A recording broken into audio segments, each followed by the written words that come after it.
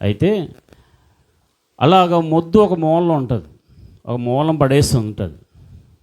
దాని నుండి ఏమైనా సరే చిగురు వస్తుందా చెప్పండి? దాని నుండి ఏమైనా చెట్టు పైకి లభిస్తుందండి? దాని నుండి ఏమైనా చిగురు వస్తుందా? ఒక పక్కన మౌన పడిపోయి ఉంది. చిగురు రావాలంటే ఏమంటుండ లోపల ఏముండాలా? వేలు భూమిలోకి తన్ని ఉండాలా, వేలు భూమిలోకి తన్ని ఉండాలా, నీళ్ళలోనికి ఆ వేలు లోతుగా ఉండాలా, దానికి ఎరువులు వేయాలా. కట్ అయిపోయింది, ఎండిపోయింది, దాని పరిస్థితి అలా ఉన్నది. దానిలో నుండి మళ్ళీ జీవము రాదంట. కానీ యేసయ్య అంటున్నాడు, మళ్ళా నేను దాన్ని చిగురింపజేస్తాను అంటున్నాడు. హల్లెలూయా చెప్పండి బిగ్గరగా. ఎందుకంటే నీ దేవుడు ఎవరంటే, హోషేయ గ్రంథం 14వ అధ్యాయం 8వ వాక్యం.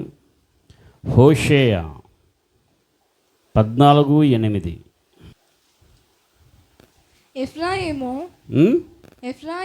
ఎఫ్రాయిము బొమ్మలతో నాకిక నిమిత్తమేమి, నేనే ఆలకించుచున్నాను, నేనే ఎఫ్రాయిమును గూర్చి విచారణ చేయుచున్నాను. నేను చిగురు పెట్టు సరళ వృక్షము వంటి వాడను, నా వలననే నీకు ఫలము కలుగును. Praise God. నేను, వినండి జాగ్రత్తగా, నేనంటే ఎవరు? నేను కాదు, పాస్టర్ అయినా నేనే కాదు. యేసుక్రీస్తు ప్రభువారు ఎలాంటి వాళ్ళంటే, చిగురు పెట్టు సరళ వృక్షం వంటి వాడను, నా వల్లనే నీకు ఫలము కలుగును. హల్లెలూయా. ఫలాలు లేకుండా ఉన్నావా? డ్రై అయిపోయి ఉన్నావా? ఎండిపోయి ఉన్నావా? ఎండిపోవడం అంటే ఏంటండి చెప్పండి? మీరే. ఎండిపోవడం అంటే ఏంటి? మన జీవితం ఎండిపోవడం అంటే ఏంటి? చేతిలో అస్సలు ఏమి పైసా డబ్బులు ఏమి ఆడట్లేదు. అర్థమైందా? ఇంట్లోని బియ్యం దాని ఏమన్నా నిండుకున్నాయి, అయిపోయి అనరు. ఏమంటారు అంటే, మాటల్లోని శక్తి ఉంది కాబట్టి అది నెగిటివ్గా అసలు మాట్లాడరు.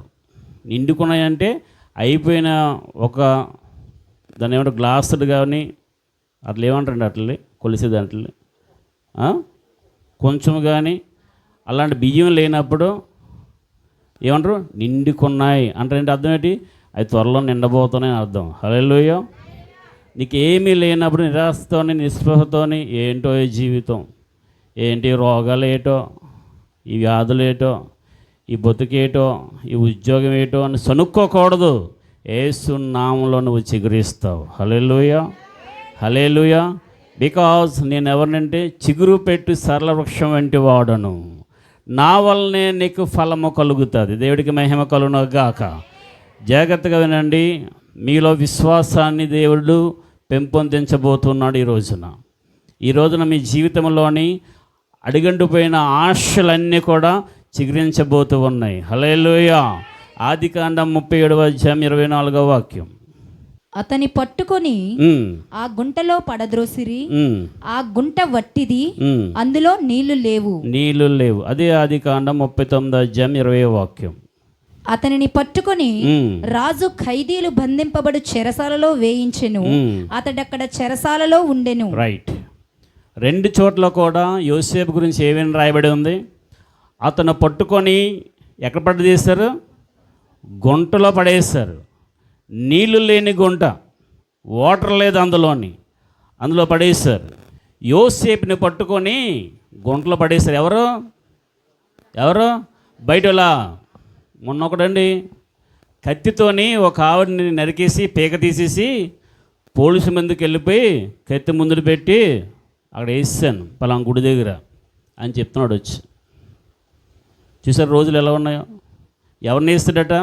భూ తగాదాలతోని భూమి విషయంలో ఏదో గొడవలు వచ్చి, ఇప్పుడు కూడా చాలామంది దేవుడికి భయపడకుండా తప్పులు ఎందుకు చేస్తున్నారంటే, చేసిన తప్పుకి పనిష్మెంట్ రావట్లేదు, శిక్ష రావట్లేదు, దానికి రిజల్ట్ రావట్లేదు కాబట్టి నిబ్బరంగా తప్పు చేస్తున్నాడు. ఆ రోజుల్లోనైతే ఏం జరిగింది తెలుసా? పంటికి పన్ను, కంటికి కన్ను లేపేయడమే. ఇప్పుడు నీ పట్ల కృప చూపించి, దయ చూపించి, జాలి చూపించి మారు మనసు పొందుతావని దేవుడు అవకాశం ఇస్తున్నాడు. దాన్ని నువ్వు ఆసరాగా తీసుకొని, దాన్ని నువ్వు నిర్లక్ష్యంగా తీసుకొని పర్లేదు ఏమైపోవట్లేదు. అరే తాకరాళ్ళు ఎవరు పాడైపోద్దంటే ఇన్ని సంవత్సరాలు తాగుతున్నాడు, ఏం పాడైపోయింది ఏంటి? ఇన్ని సంవత్సరాలు పొగ తాగుతున్నాడు, ఏం పాడైపోయింది ఏంటి? ఒకటి గడ కడియం వేసారట తాగొద్దని. ఏంటిది? కడియం వేస్తే ఈ చేతితో తాగాడట. మరి కడియం వేసాం కదా తాగొద్దని చెప్పాం కదంటే, అందుకే కడియం వేసిన చేతితో కాకుండా ఈ చేతితో తాగినానట. ఏంటి? భయం లేదండి. ఏం లేదు, భయం లేదు. ఒక ఆయన అన్నాడు కదా, భయం లేని బాతు బజార్లో గుడ్డెట్టిందట. ఎక్కడెట్టింది గుడ్డు? మీ కోడి పెట్ట మీ ఇంట్లో గుడ్డెట్టాలి కానీ పక్కింట్లో ఎలా ఉంటుంది? స్తోత్రం చెప్పండి ఒకసారి, బిగ్గరగా హల్లెలూయా చెప్పండి. యోసేపునండి సొంత వారే, బయట వాళ్ళు ఎవరో కాదు, సొంత వారే గుంటలో పడేశారు. ఆయన పరిస్థితి ఎలా ఉంది ఆలోచించేయండి. చివరికి వేరే ప్రాంతానికి అమ్మేస్తే అక్కడ ఆయన ఏ విధంగా ఉన్నాడంటే కూలి పని చేసుకుంటున్నాడు, పనోడుగా ఉన్నాడు. అక్కడ తన భార్య అతని మీద కొన్నేసింది. అతని భార్య కొన్నేయగానే విడిచిపెట్టేసి పారిపోయాడు యోసేపు. ఆవిడ ఏం చేసిందంటే తిరిగి కేసేసింది. కొంతమంది తెలుసో తెలీదా మీకు? వాళ్ళు తప్పు చేస్తారు, జాకెట్ని ఫర్రం చింపేసుకొని స్టేషన్కి వెళ్ళిపోయి ఇక పలానాడు నా చెయ్యేసాడు అనేసి నాకు తెలిసి నేను చూస్తే నేను వాళ్ళతో మాట్లాడాను కూడా. చివరికి లాస్ట్లో చచ్చిపోయే ముందు మారుమనసు పొంది చచ్చిపోయింది. హల్లెలూయా. దేవుడు కృప చూపించాడు ఆవిడకి. వినండి, ఈ మనిషి జీవితంలో, యోసేపు జీవితంలో అంతా కూడా నిరాశే, అంతా కూడా ఎవ్వరు నిదానించి పక్కన చూస్తే ఒక్కడు కూడా లేడండి ఆయనకి. కీర్తన గ్రంథం చదువుకున్నాం కదా, నా పక్కన నిదానించి చూడు, నన్ను ఎరిగినవాడు ఒక్కడు కూడా లేడు. యోసేపుకు లేరు, ఎవ్వరు కూడా లేరు, సింగిల్గా మిగిలిపోయాడు. ఎంత కుమ్ములు ఏడ్చాడో యోసేపు, అంత ఎండిపోయిన జీవితం. అయితే ఒక రోజున ఆయనకి ఎలాంటి ఆశీర్వాదం వచ్చిందో చూడండి. ఆదికాండం 49:22. యోసేపు చిగురించడం మొదలెట్టాడు, యోసేపు ఫలించడం మొదలెట్టాడు, యోసేపు ఆశ్రయించబడ్డం మొదలుపెట్టాడు. 49:22. యోసేపు ఫలించడి కొమ్మ, ఓట యొద్ద ఫలించడి కొమ్మ, దాని రెమ్మలు గోడ మీదకి ఎక్కి వ్యాపించును. వావ్! ఎవరైనా ఎండిపోయాడు, నీరు లేని చోట్లో, నీరు లేని గోతులో పడిపోయాడు, ఎండిపోయిన బావులో పడ్డాడు యోసేపు. ఎక్కడ పడ్డాడు ఈయన? తీసుకెళ్ళి జైల్లో పడ్డాడు. ఈయన గురించి రాయబడిన దేవుని యొక్క వాక్యం ఏంటంటే, యోసేపు ఫలించెడు కొమ్మ. హల్లెలూయా. ఓట యొద్ద ఫలించెడు కొమ్మ, దాని రెమ్మల గోడ మీదకి ఎక్కి వ్యాప్తి చెందును. యోసేపుని ఒకేసారి దేవుడు ఏం చేశాడంటే ఆ చెరసాల నుండి బయటకు తీసుకొచ్చాడు. హల్లెలూయా. ఏ గోతులో పడ్డావు? అప్పులను ఊపులో కావచ్చు, వ్యాధి అనే బంధకాల్లో కావచ్చు, వెలివేయబడిన స్థితిలో కావచ్చు, నువ్వు ఎక్కడున్నా సరే ఉన్న స్థితి నుండి ఉన్నత స్థితిలోనికి, ఉన్న స్థితి నుండి ఉన్నతమైన స్థితిలోనికి, పెంట కుప్ప మీద నుండి పైకి లేవనెత్తిన దేవుడు ఆయన. హల్లెలూయా. యోసేపుని ఎలాగ ఆస్వాదించాడంటే, ఫరోను నేనే, కానీ ఈయన సెలవులైనదే, ఎవరు కూడా ఒక చెయ్యి కూడా ఆడించడానికి వీలలేదు. ఆయన ధాన్యాన్నంతా సమకూర్చి చుట్టుపక్కల ఉన్న దేశాలన్నిటి కూడా ధాన్యాన్ని సప్లై చేస్తున్నాడు. ఆకలితో ఉన్నవారికి అన్నం పెడుతున్నాడు, ఆకలితో చచ్చిపోతున్న వారికి, కరువులో ఉన్నవారికి ఈయనే సమృద్ధి అయిపోయాడు. హల్లెలూయా. ఎలాంటి స్థితి నుండి ఎలాంటి స్థితికి మారిపోయాడు? డ్రై అయిపోయింది, విరనాడబడ్డాడు, త్రోసివేయబడ్డాడు, వెలివేయబడ్డాడు. నీ జీవితం అలా ఉందేమో. ఏ దేశంలో తన ఆశ్రయించబడ్డాడు? సొంత దేశంలో కాదు, స్వదేశంలో కాదు, ఉన్న ప్రాంతంలో కాదు, బయటికి పోయాడు. నాన్నవారు ఎవరో లేరు. నిదానం చూసి ఒక్కడు కూడా నన్ను ఎరిగినవాడు లేడు అనడానికి నిలువెత్త నిదర్శనం యోసేఫ్, జోసెఫ్. కానీ తన దేవుడు ఏం చేశాడు? ఏమన్నాడు చెప్పండి? ఫలించెడు కొమ్మ, ఫలించెడు కొమ్మ. మోడు బారిన నిన్ను దేవుడు ఏం చేస్తాడు? చిగురింపజేస్తాడు. హల్లెలూయా. వృద్ధిలోకి తీసుకొస్తాడు. ఇవెందులో? చదువులో నువ్వు విఫలమైపోయావా? ఒక జాబ్ ట్రై చేసి సక్సెస్ సాధించలేదా? భయపడకు, నువ్వు చిగురించబోతూ ఉన్నావు, నువ్వు ఫలించబోతూ ఉన్నావు. ఆ ఫలం, ఆ ఆశీర్వాదం ఎలా ఉంటుందంటే నీ మట్టుకు మాత్రమే కాదు, యోసేపు దీవించబడింది తన మట్టుగా మాత్రమే కాదు, చుట్టుపక్కల దేశాలందరూ కూడా ఆశ్చర్యకరంగా మార్చేశాడు. హల్లెలూయా. నువ్వు చిగురిస్తావు, నీ వేళ్ళు తన్నుతాయి, గోడ మీదకి ప్రాకుతుంది. పాదు ఎలాగైతే అంత ప్రాకి అంత నేర్నిస్తుందో, ఈ వాక్యం వింటున్న ప్రతి వారు కూడా మీరు అలాగా వ్యాప్తి చెందుతారు. హల్లెలూయా. ఇలా ఉండిపోదు మీ జీవితం. మీ స్థితి మొదట కొద్దిగా ఉన్నా సరే తుదకు మహాభివృద్ధి చెందుతావు. చెప్పలు కూడా మేమపరచండి. మహాభివృద్ధి దేవుడు నీకు నిర్ణయించాడు. యోసేపు నువ్వు అలా ఉండిపోవు. యోసేపు ఆయన గోతులో ఉన్నప్పుడు యోసేపుకు తోడుగా ఉన్నాడు, చెరసాల ఉన్నప్పుడు దేవుడు అతనికి తోడుగా ఉన్నాడు. ఒక రోజున ఒక కళతోనే బయట తీసుకొచ్చాడు. దేవునికి స్తోత్రం. యోసేపు బయటికి ఎలా తీసుకొచ్చాడు? ఒక కళ, ఆ రాజుకి ఒక కళిచ్చి, ఆ కళకి అర్థం ఎవరు చెప్తారా బాబు అంటే, ఉన్నాడు చెరసాల బంధకాల్లో. హల్లెలూయా. నీ దగ్గర ఏమీ లేకపోవచ్చు, నీ దగ్గర ఏమీ కూడా లేకపోవచ్చు, కానీ నువ్వు అనేక మందికి ఏం చేస్తావు? జీవాన్ని అందిస్తావు. స్తోత్రం చెప్పండి. హల్లెలూయా. ఆయన ఎలాగ బ్లెస్ అయ్యాడంటే ఆదికాండం 41వ అధ్యాయం, ఆదికాండం 41వ అధ్యాయం 41 నుండి 45 వాక్యాలు నేను చదువుతాను, వినండి. 35 పేజీ నెంబర్. యోసేపు ఎండిపోయిన వాడు చిగురు పెట్టాడు, మూడుబారిన తను మొలకెత్తడం స్టార్ట్ చేశాడు. 47వ వాక్యం. మరియు ఫరో చూడుము, ఐగుప్తు దేశం అంతటి మీద నిన్ను నియమించి ఉన్నానని యోసేపుతో చెప్పాను. మరియు ఫరో తన చేతినున్న తన ఉంగరము తీసి యోసేపు చేతికి పెట్టి సన్నపు నారబట్టలు అతనికి తొడిగించి అతని మెడకు బంగారు కొలుసును వేసి తన 2వ రథం మీద అతను ఎక్కించెను. అప్పుడు వందనము చేయడని అతని ముందర జనులు కేకలు వేసిరి. అట్లు ఐగుప్తు దేశం అంతటి మీద అతను నియమించెను. మరియు ఫరో యోసేపుతో, ఫరోను నేనే అయినను నీ సెలవు లేక ఐగుప్తు దేశం అంతటను ఏ మనుషులను తన చేతినేను కాలనేను ఎత్తకూడదని చెప్పాను. మరియు ఫరో యోసేపునకు జఫ్నత్నా నేహు అని పేరు పెట్టి అతనికి ఓను యొక్క యాజకుడైన పోతీఫర కుమార్తెయగు అశీర్నతో ఇచ్చి పెండ్లి చేసెను. హల్లెలూయా. ఏ జీవితం నుండి ఏ జీవితంగా మార్చబడింది. నువ్వు ఇలా ఉండిపో. థింకింగ్ మార్చుకోండి, ఆలోచన విధానం మార్చుకోండి, ఊహించండి నువ్వు ఎలా దీవించబడబోతూ ఉన్నావో. మొన్న ఒక సిస్టర్ ఫోన్ చేసింది, డిఎస్సి ప్రిపేర్ అవుతూ ఉంది, భయం పడిపోతూ ఉంది, ఏడుస్తూ ఉంది. నేను చెప్పాను, ఇదిగో నువ్వు పలానా ప్లేస్కి స్కూల్కి వెళ్ళబోతూ ఉన్నావు, నీతోని స్టూడెంట్స్ ఉన్నారు, నీతోని కో స్టాఫ్ ఉన్నారు, ఇలాగ నీ ఆలోచనలు ఉన్నాయి. ఒకవేళ జాబ్ రాకపోతే నాకు చూడండి, ఒకవేళ జాబ్ రాకపోతే ఈ ఆలోచన రాకూడదు. దానికి అర్థం ఏంటి? అవిశ్వాసం. దేవుడు ఏం చెప్పాడు? అడుగు వాడి కంటే ఊహించే వాడి కంటే అత్యధికంగా చేస్తానన్నాడు. అంటే నువ్వేం చేయాలా? ఊహించుకోవాలి. ఏం చేయాలా? ఎలా ఊహించాలా? పాజిటివ్గా ఊహించాలా. హలో, ప్రమోషన్స్ రావట్లేదా? నీకు ప్రమోషన్ వస్తుందని ఊహించుకోవాలా. పలానా మంచి పొజిషన్లో ఉంటానని ఊహించుకోవాలా. మంచి చక్కని అబ్బాయి వస్తాడు, చక్కని అమ్మాయి వస్తుందని ఊహించుకోవాలా. నువ్వు నీరు కట్టిన ఫలించే తోట వల్ల ఉంటావని, అనేకమైన దీవెనకరంగా ఉంటావని ఊహించుకోవాలా. స్తోత్రం చెప్పండి. హల్లెలూయా. చెప్పాలి. యోసేపు ఎవరు? ఫలించడి కొమ్మ. అది నిర్ణయించబడింది యోసేపు గురించి. అది యోసేపుకు తెలియదు ముందు.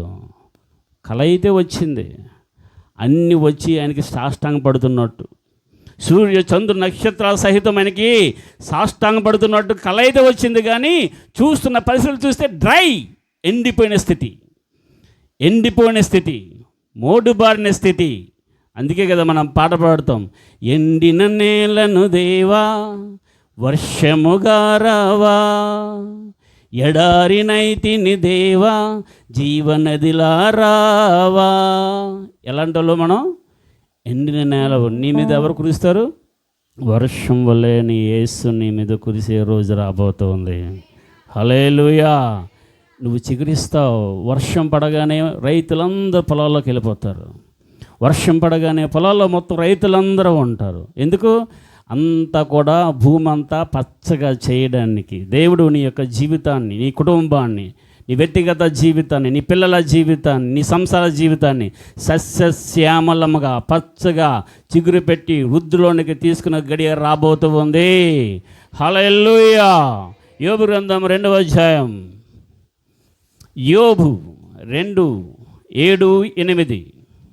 కాబట్టి అపవాది యెహోవా సన్నిధి నుండి బయలువెళ్ళి అరికాలు మొదలుకొని నడినెత్తి వరకు బాధకల కురుపులతో యోబును మొత్తెను.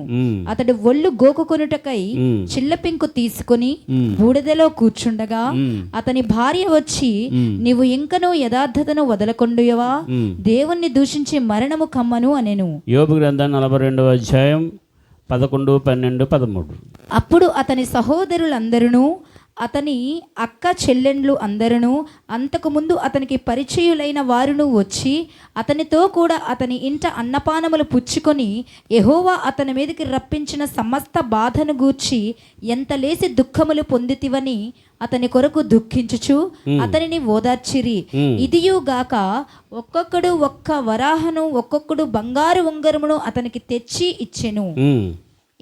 యెహోవా యోబును మొదట ఆశీర్వదించినంతటి కంటే మరి అధికముగా ఆశీర్వదించెను. Praise God. హల్లెలూయా. యోబు యొక్క జీవితం ఎలాంటి జీవితం అయిపోయింది? పచ్చగా ఉండేవాడు అండి. యోబు పచ్చగా ఉండేవాడు. పచ్చగా ఉంటే ఎవరికి నచ్చదు?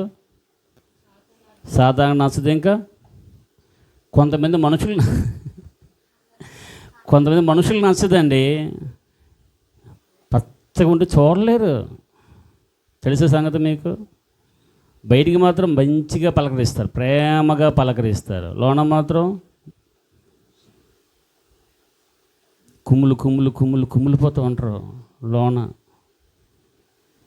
మొన్న ఒక ఆయనకి చెప్పాను, నువ్వు ఇంకా బ్లెస్ అవుతావు, వాళ్ళు ఇంకా ఏడుస్తారని చెప్పాను.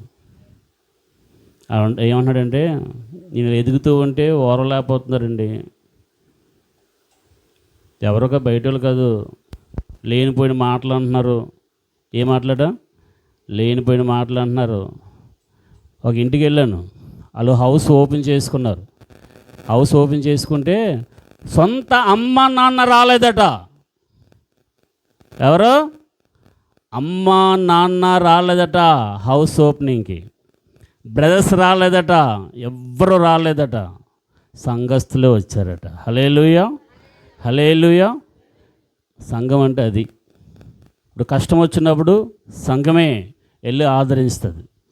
వ్యాధి వచ్చినప్పుడు సంఘమే ప్రార్థన చేస్తుంది, ఓదార్పునిస్తుంది.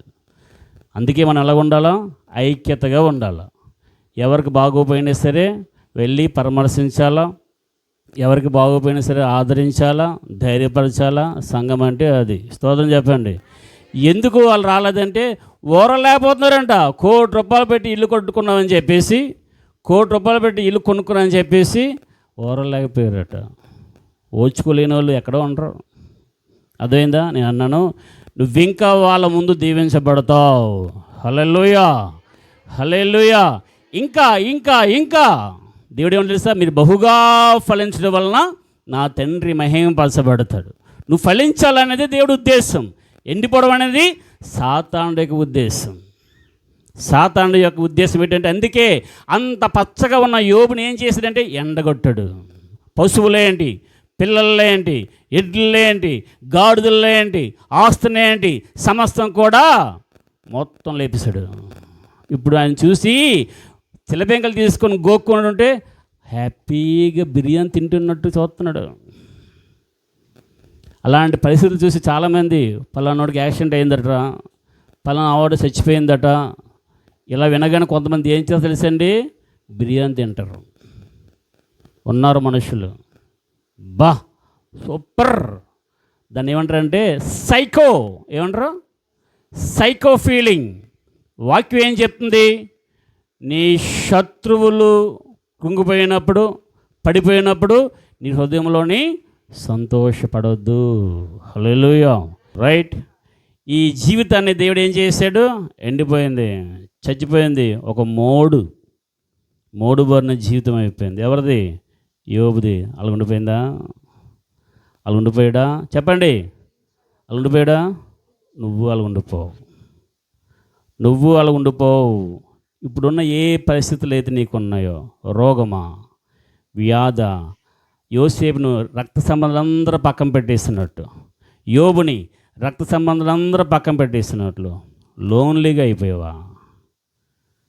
కృంగిపోయి ఒంటరిగా ఏడుస్తున్నావా? ఇప్పుడు భార్య వచ్చిన ఓదార్చాల, ఆవిడ కూడా వచ్చి నిప్పులు వెదజల్లుతోంది, భార్య కూడా.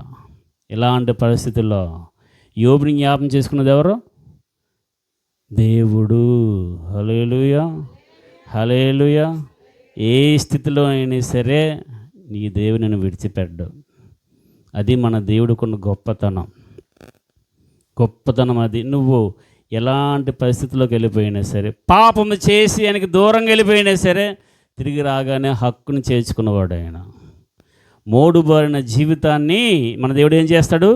చిగురింపజేస్తాడు. యోసేపుని ఫలింపజేశాడు, అభివృద్ధిలోనికి తీసుకొచ్చాడు, అనేకమైన దేశాలకి ఆశ్రయంగా మార్చాడు.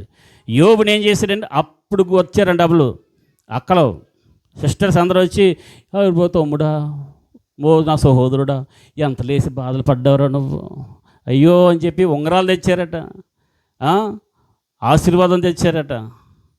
యోబుని మొదట ఉన్న దానికంటే డబుల్ బ్లెస్సింగ్. నాకు డబుల్ బ్లెస్సింగ్ కావాలని చేయొద్దండి. ఇప్పుడున్న ఆశీర్వాదం కంటే నాకు రెండంతల ఆశీర్వాదం కావాలని చేయొద్దండి. దేవుడు మీ హస్తాలను చూస్తూ ఉన్నాడు. హల్లెలూయా. ఫలించెడు కొమ్మగా దేవుడు మిమ్మల్ని అందరినీ దీవించునుగాక, అభివృద్ధిలోనికి తీసుకొచ్చునుగాక, మహాభివృద్ధిలోనికి తీసుకొచ్చునుగాక. మహాభివృద్ధి మనకు కలుగునుగాక, మహాభివృద్ధి మనకు కలుగునుగాక. ఆశీర్వాదానికి నువ్వు అవసరమే. ఆశీర్వాదం లేకుండా చేయాలనేది సాతాను యొక్క ప్లానింగ్. అది నేను గురించి ధనవంతుడు కాకపోతే అది వేరే లెక్క. కానీ నువ్వు దేవుని గురించి నువ్వు ప్రయాసపడుతూ, దేవుని గురించి ఆశపడుతూ ఉంటే దేవుడిని అంచెలంచెలుగా దీవిస్తూనే ఉంటాడు. స్తోత్రం చెప్పండి దగ్గరగా. హల్లెలూయా. నువ్వు ఫలించే కొమ్మగా, నువ్వు ఫలించే వృక్షానిగా, మోడుబారిపై నీ జీవితాన్ని అభివృద్ధిలోనికి రావాలంటే నీ ఆశ, నీ కళ్ళు ఆయన వైపు ఉండాలా. నీ విశ్వాసం అంచెలంచెలుగా పెరుగుతూనే ఉండాలా. ఏమైపోద్దో అని ఆలోచనలే రాకూడదు. హల్లెలూయా. ఒక ఆయన ఉన్నాడు, ఆయన పేరు సంసోన్.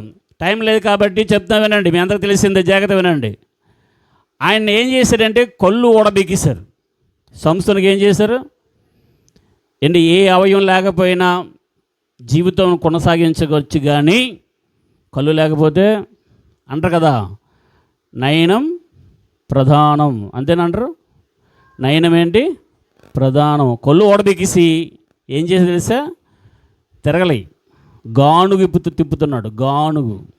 అలాంటి పరిస్థితి. ఎలాంటోడు ఈ మనిషి? బలవీరుడు, బలశాలి, సింహాన్ని చంపినవాడు, ఏమీ కాకుండా అనేక మందిని లేపేసినవాడు, ఒక గాడిద పచ్చి దవడ ఎముకను తీసుకొని అనేకమైన శత్రువులను చంపినవాడు. ఇప్పుడు ఎలాగైపోయాడు? ఆయన చూసిన అందరూ హేళన చేస్తున్నారు, ఆయన చూసిన నవ్వుతూ ఉన్నారు. మన శత్రువు దొరికాడరా మనకి, బలే దొరికాడరా మనకి అని నవ్వుతూ ఉన్నారు. అలాంటి జీవితం ఒకరోజు ఏమేమి తెలుసండి? స్తోత్రం చెప్పండి ఒకసారి. తన తల వెంట్రుకలు చిగిరించడం మొదలుపెట్టాయంట. హల్లెలూయా. అలాంటి గాను తిరుపుతూ ఉంటే, కళ్ళు ఓడబీక్కుని అలా ఒంటరిగా ఉండి ఏడుస్తూ ఉంటే ఏంటైంది? తల వెంట్రుకలు చిగురించడం, మొలవడం మొదలుపెట్టాయి. అంతే, బలం స్టార్ట్ అయిపోయింది. హల్లెలూయా, హల్లెలూయా. నువ్వు ఏ స్థితిలో ఉన్నా, పాపం చేసి దేవుడికి దూరంగా వెళ్ళిపోయినా, ఆ సంసోను వ్యభిచార స్థితి దగ్గరికి వెళ్ళిపోయినా సరే, ఇంక నా పని అయిపోయింది, దేవుడు కూడా నన్ను జ్ఞాపం చేసుకోడు, దేవుడు కూడా నా ప్రార్థన వినడు, దేవుడికి నేను దూరంగా వెళ్ళిపోయి పాపం చేశాను, నన్ను అంగీకరించడు అన్న పరిస్థితుల్లో సహితం దేవుడు నిన్ను జ్ఞాపం చేసుకుంటాడు. ఇంకొక అవకాశం ఇస్తాడు. అవకాశం ఇచ్చుకుంటూ కంటిన్యూ చేయడు, ఇంకొక అవకాశం ఇస్తాడు. అందుకే ఈ సంస్థను ఏమేమి ప్రార్థన చేస్తా తెలుసా? ఈ ఒక్క మారి నన్ను జ్ఞాపం చేసుకో. అందరనండి, ఈ ఒక్కసారి నన్ను జ్ఞాపం చేసుకో అనండి. ఈ ఒక్క మారి నన్ను జ్ఞాపం చేసుకో. చెప్పలేదు అందరూ? ఈ ఒక్క మారి నన్ను జ్ఞాపం చేసుకో. అలాంటి పరిస్థితి నీకు రాకూడదు. అలాంటి పరిస్థితి రాకూడదు. నువ్వు ఎలా ఉండాలి తెలుసా? నువ్వు వేడుకొనక మునిపే నీకు ఉత్తరం ఇచ్చేవాడుగా ఉండాలి ఆయన. హల్లెలూయా. నువ్వు అడక్క మునిపే నీకు జవాబు ఇచ్చేవాడుగా, అంత క్లోజ్గా, అంత ఇష్టరాలుగా, అంత ఇష్టగా ఉండాలి దేవుడికి. అంతేగాని ఎన్నిసార్లు చెప్పినా సరే అదే ఊపులో పడిపోయి. ఒక బ్రదర్ ఉన్నాడు, గేమ్ డిలీట్ చేస్తాడు, మరి గేమ్ ఇన్స్టాల్ చేసుకుంటాడు. ప్రభువా ఈసారి నుంచి గేమ్ ఆడను ప్రభువా, డిలీట్ చేసేస్తాడు, మరి ఇన్స్టాల్ చేసుకుంటాడు. ఇంకొక బ్రదర్ ఉన్నాడు, ప్రభువా అక్కడికి వెళ్ళం ప్రభువా మాట ఇస్తాడు, మళ్ళీ అక్కడికి వెళ్తాడు. ఇంకొక అమ్మాయి ఉంటుంది, అబ్బాయికి ఫోన్ చేయను ప్రభువా అని మాట ఇస్తుంది, మళ్ళీ అబ్బాయికి ఫోన్ చేస్తూ ఉంటుంది. ప్రభువా ఆ ఊపులోకి వెళ్ళను, ఆ స్నేహాలకు వెళ్ళనని మాట ఇస్తారు, మళ్ళీ అదే స్నేహాలకు వెళ్తారు. దీన్ని ఏమంటారు? కుక్క బతుకనండి. ఏమనుకోకండి, ఇలాగ అంటున్నానండి. మేము అనుకుంటే వేసేని అనుకోండి, ఎందుకంటే వాక్యంలో ఉంది, కుక్క కక్కిన దానికి తిరుగుతుందట, కక్కిన వాంతికి తిరుగుతుందట. హలో, నాకు చూడండి, క్లోజింగ్కి వచ్చాను. కక్కిన వాంతి ఎలా ఉంటుందని నేను గూగుల్ చేసి చూశాను. చండాలంగా ఉంది. మీకేం చూపిద్దామనేసి గూగుల్ చేసి తీసానండి, చూపిద్దాం, చండాలంగా ఉంది. వాంతి చూస్తే చండాలంగా ఉండదండి. మరి అది చూస్తేనే మనకు అంత అసహ్యం అనిపిస్తే, చేసిన పాపాన్ని విడిచిపెట్టి మళ్ళీ చేస్తే దేవుని దృష్టికి అంత అసహ్యం కనిపిస్తాం. అప్పుడు ఏమవుతుంది? దేవుడికి దూరంగా వెళ్ళిపోతాం, కళ్ళు ఊడబెక్కబడతాయి, జీవితం అంధకరమైపోద్ది, డ్రై అయిపోద్ది, ఎండిపోతావు, మోడుబారిపోతావు, బయటన పారవేయబడతావు, ఎవరు నీకు చూడరు, చుట్టూరు కూడా తప్పులు బలుస్తూ ఉంటాయి. ఎండలో ఎండుతుంది, వర్షం తడుస్తుంది, దానిలో ఏముండదు. కానీ ఒక్కసారి దేవుడి జ్ఞాపం చేసుకుంటే చిగురించడం మొదలు పెడుతుంది. హల్లెలూయా. మీరు ఎప్పుడైనా చూసారండి, ఒక రాయి మీద చిన్న మొలక రావడం, పచ్చని ఆకు రావడం చూసారా? ఒక రాయి మీద గోడలు ఉంటాయి కదా, గోడల్లో కూడా కొన్ని పక్షులు వచ్చి ఎప్పుడో ఒకటి విత్తనం వేస్తే అక్కడ నుండి ఎలా మొక్కలు వస్తాయి. చూసారా లేదు మీరు? రాయి మీద సహితం, దాట్ల మీద సహితం మొక్కలు రాగలిగితే, దేవుడికి దూరంగా జరిగిపోయినా, ప్రార్థన మానేసి పనికి మన వేసాలు వేసిన దేవునితో నువ్వు తిరిగితే నీలో కూడా ఆయన జీవాన్ని కలుగు చేస్తాడు. హల్లెలూయా.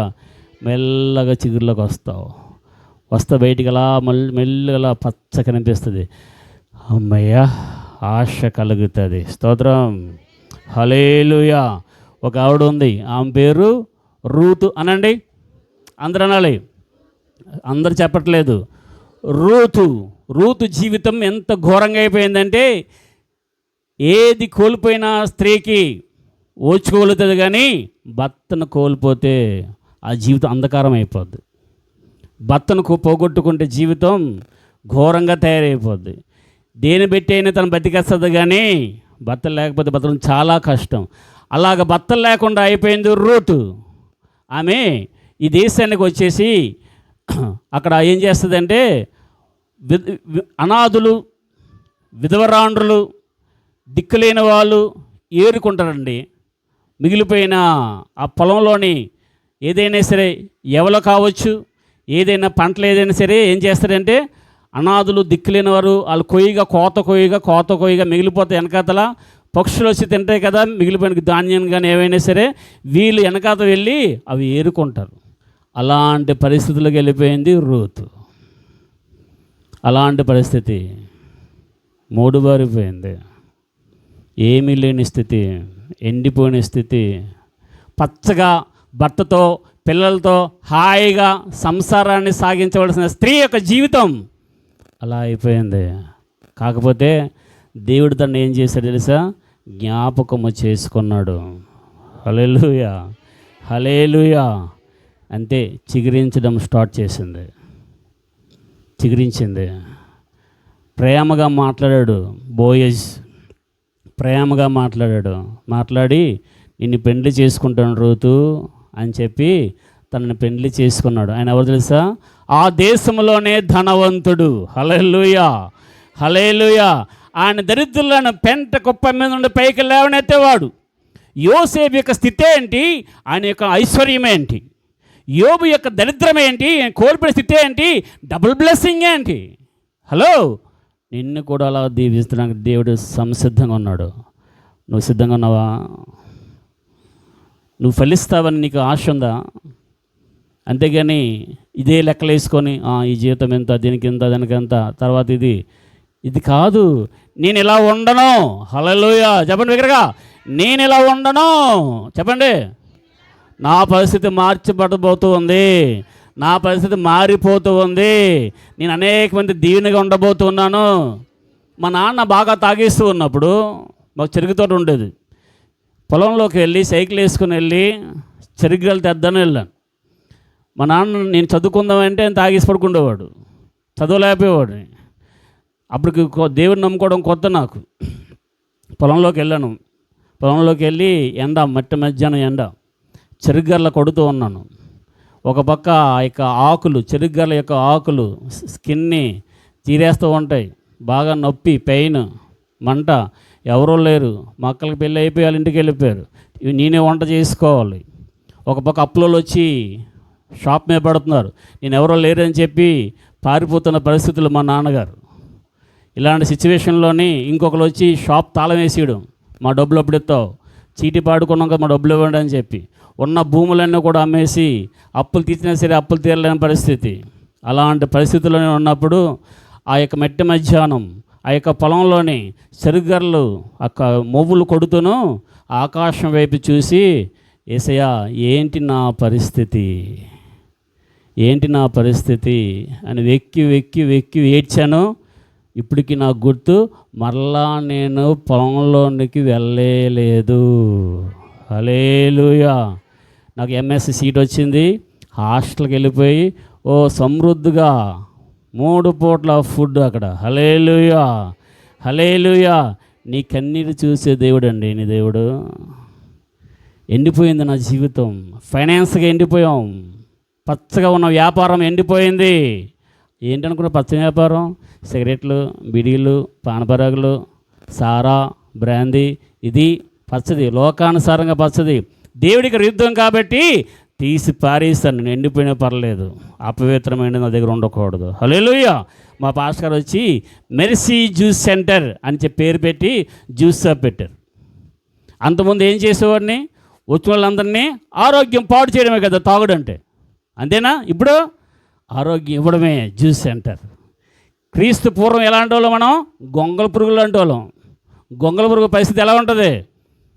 వెళ్ళడం, ఆకులు తినేయడం, చెట్లు తినేయడం, ఇదేనే కదా. సీతాకొక చిలుగ్గా మారిపోయిన తర్వాత ఎలా ఉంటుంది జీవితం?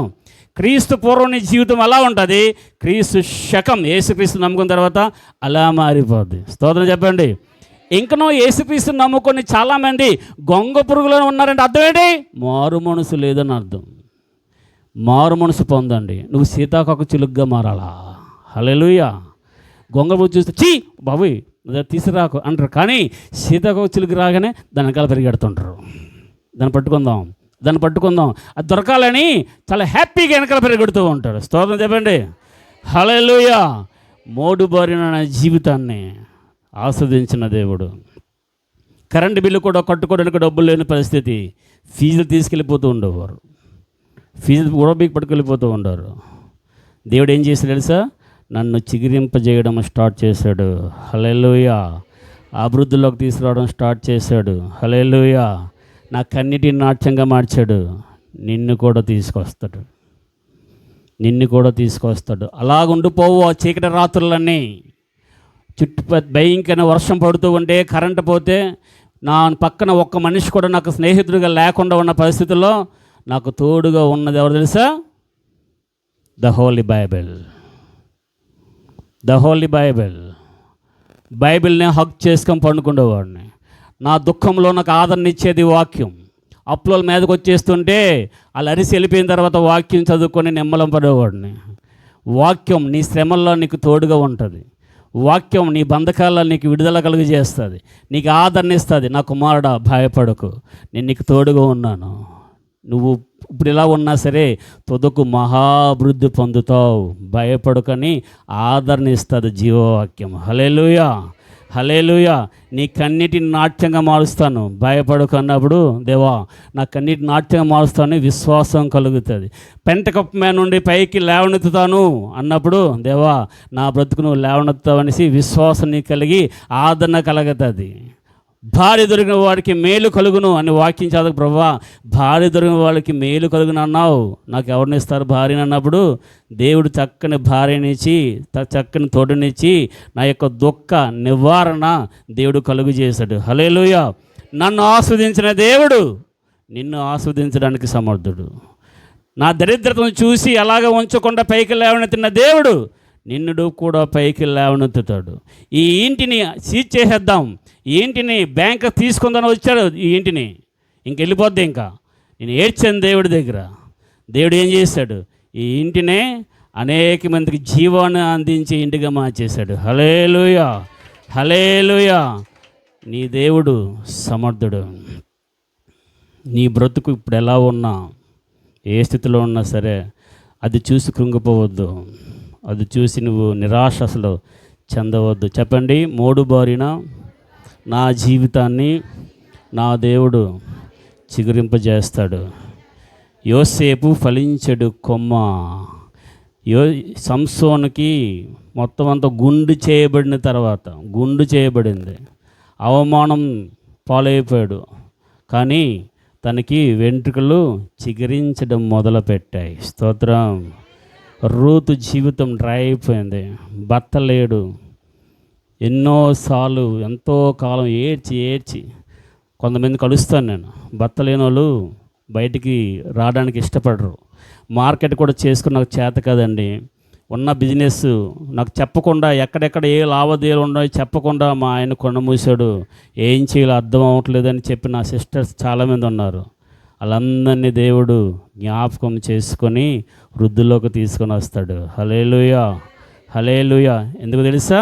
విధవరాల పక్షాన వాద్యమాడే దేవుడు ఆయన.